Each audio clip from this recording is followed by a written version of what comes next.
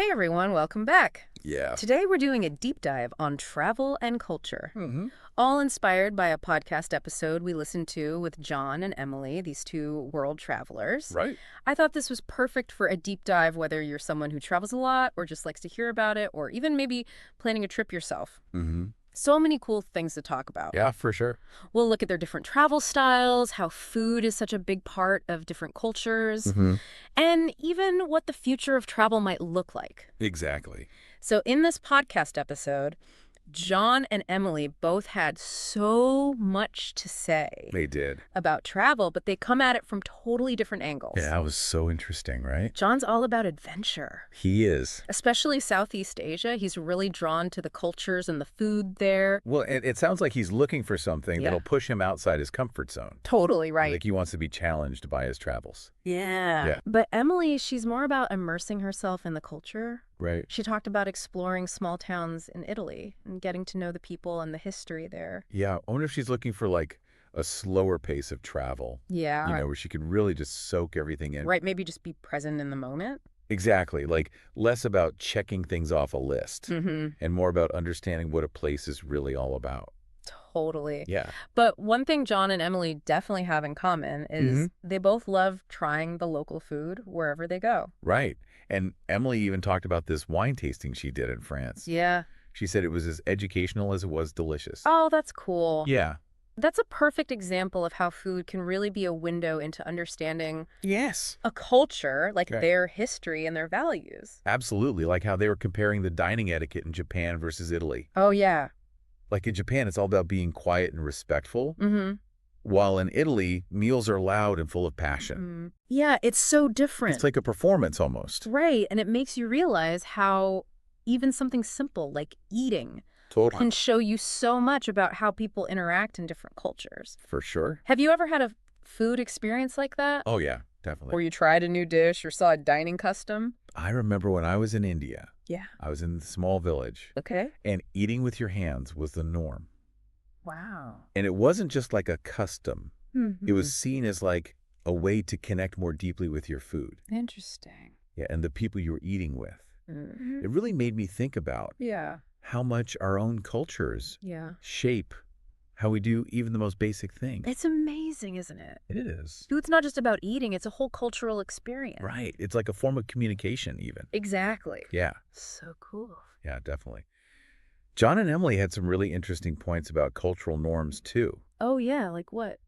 Well, they brought up queuing, Oh, like waiting in line, uh-huh. which we kind of take for granted, I guess. Right. But some cultures, like in China, they were saying it can be much more fluid. Huh. So different from what we're used to. Exactly. It's funny how something so basic Yeah. can be so different around the world. It is. And it's not just about lines. Right. They talked about how in South Korea, Okay. there's this unique blend of respect and friendliness. Mm-hmm. Like people are super polite, but also incredibly welcoming. I've heard that about South Korea, that they're so hospitable. It is. Yeah, it's a really fascinating cultural dynamic. It makes you realize how much we can learn Would have from to. experiencing other cultures. For sure. And speaking of learning, John was talking about how he sometimes struggles with language barriers. Oh, yeah. I bet a lot of people can relate to that. Totally. And Emily had some good advice Oh, like what? about using gestures and body language Right, right. to communicate. It's a good reminder that communication isn't just about words. Sometimes a smile or just trying to connect can go a long way. Absolutely. It's about that human connection. Exactly. Which brings us to something else John and Emily talked about, Okay. the future of travel and how technology plays a role. Like what? Well, they talked about virtual reality Right. and how you might be able to experience a place virtually Mm-hmm. before you actually go there. That's pretty wild. It is, right? I mean, on one hand, it could open up travel to people Yeah. who maybe can't afford it Right. or physically can't travel. Mm-hmm. And it could be a great tool for planning trips, too. Oh, for sure. Imagine like walking the streets of Tokyo in VR Right. or exploring the Amazon rainforest from your living room. Definitely makes you want to travel. Yeah, But it does make you wonder, it's that. can virtual travel ever really replace the real thing? That's a good question. Emily actually brought that up. Oh, really? She said she worries that if everything becomes virtual, Yeah. we might lose what makes travel so special. Right, like those unexpected encounters. Exactly. Yeah. The things that you just can't plan for. I think there's something to be said for the sensory experience, too. Oh, yeah, for sure. Like the feeling of the sun on your skin, Mm-hmm. the smells of a market, Mm-hmm. the taste of real local food. Can VR really replicate all that?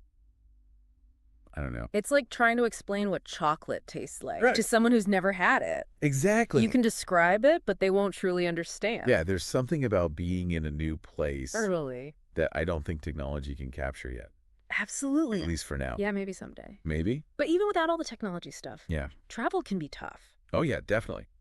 John and Emily were really open about the challenges they've faced. Like what? Everything from language barriers Yeah. to food that they weren't used to Mhm. just figuring out how to get around in unfamiliar places. It can be a lot. But what I really liked Hmm. was how much they emphasized Yeah. respecting local customs and being flexible. That's so important. It is, right? They talked about how Yeah. what might be considered polite in one culture Right. could be totally different in another. Absolutely. It's a good reminder Mm-hmm.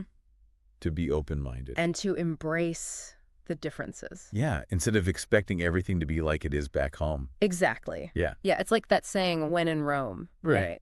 Exactly. But even when you try your best, Yeah. things don't always go as planned. Oh, definitely. John and Emily had some pretty funny stories And they did. about things going wrong. Yeah, and what I thought was really helpful were their tips Mm-hmm. for those unexpected situations.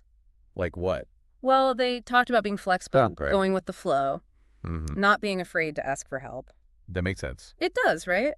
Sometimes the best travel experiences Mm-hmm. are the ones you don't plan for. Totally. Like those spontaneous detours Exactly. or random encounters.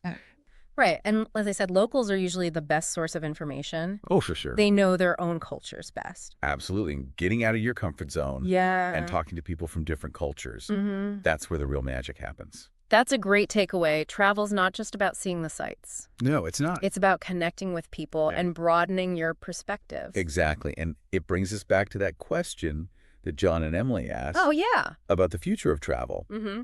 Do you think technology will ever be able to really replicate that feeling of being in a new place? Yeah, like that richness of human experience. Right. Or will there always be something special Mm. about traveling the old-fashioned way?